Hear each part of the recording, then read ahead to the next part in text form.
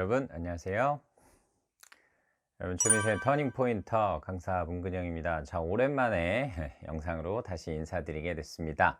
자, 제가 2주 동안 그 외국계 기업의 그 개발자들을 대상으로 한 자기소개서랑 그다음에 면접 관련된 컨설팅, 이거를 서울하고 부산에서 단체로 컨설팅을 진행을 하고 오느라 이렇게 오랜만에 인사를 드리게 됐습니다. 제가 이 과정들을 하게 되면서 이제 많은 분들이 또 궁금해 하시는 그런 부분들이 있어서 오늘은 면접장 가면서 보는 영상 오랜만에 시작을 하게 되는데, 이분들께서 궁금해 하시는 그 내용들을 가지고서 한번 얘기해 보도록 하겠습니다. 자, 이분들 같은 경우에는 참고로 개발자들이셨습니다. 그래서 뭐 개발 언어에 관련된 거를 배우고 개발하시는 그 직군에 이제 지원을 하시게 되는 그런 분들이셨는데, 많은 분들이 지원 동기에 대해서 좀 어렵게 생각을 하시는 부분들이 있더라고요. 그래서 오늘의 면접장 가면서 보는 영상 질문 주제는 지원 동기에 대해서 얘기해 보도록 하겠습니다. 자, 여러분, 지원 동기라는 것은 좀 두루뭉술한 표현이 될 수도 있습니다. 이게 총 두 가지 방식으로 이해를 할 수가 있겠는데요. 첫 번째는 직무에 대한 지원 동기가 될 수가 있고요. 두 번째는 회사에 대한 지원 동기가 될 수가 있습니다. 만약에 면접장에서 면접관이 그냥 지원 동기에서 얘기해 주세요 라고 얘기하면 뭘로 얘기해야 될지 아직 잘 모르실 거예요. 그래서 혹시라도 면접관이 애매모호하게 지원 동기가 어떻게 돼요? 라고 이렇게 얘기를 하게 되면 이 질문에 대해서 딱 정해 주셔야 됩니다. 네, 제가 이 회사에 지원한 동기는, 네, 제가 이 개발자 직군에 지원한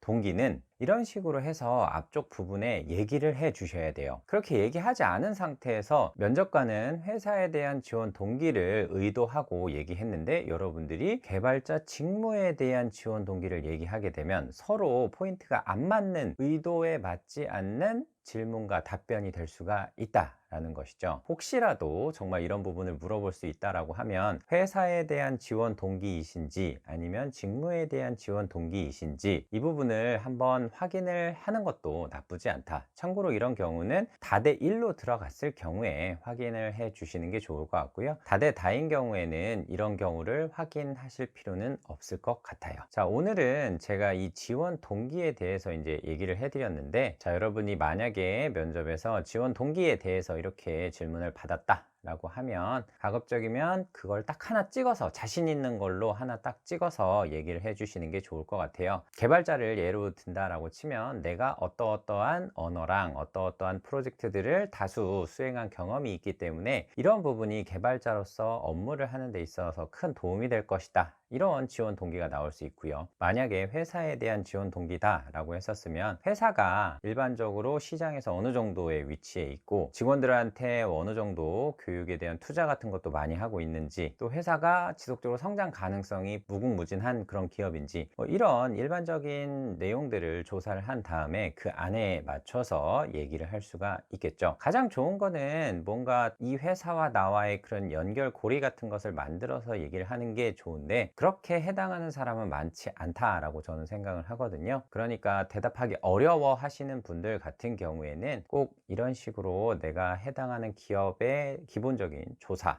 그 다음에 해당하는 직무에 대한 일반적인 내용들을 가지고서 얘기를 해 주시면 아무래도 좀 도움이 되시지 않을까, 이렇게 생각을 합니다. 자, 오늘도 면접장 가면서 보는 영상 이렇게 짧게 인사드릴 수 있도록 하겠습니다. 저는 여러분들 취업 인생의 터닝 포인터 강사 문근영이었습니다. 고맙습니다.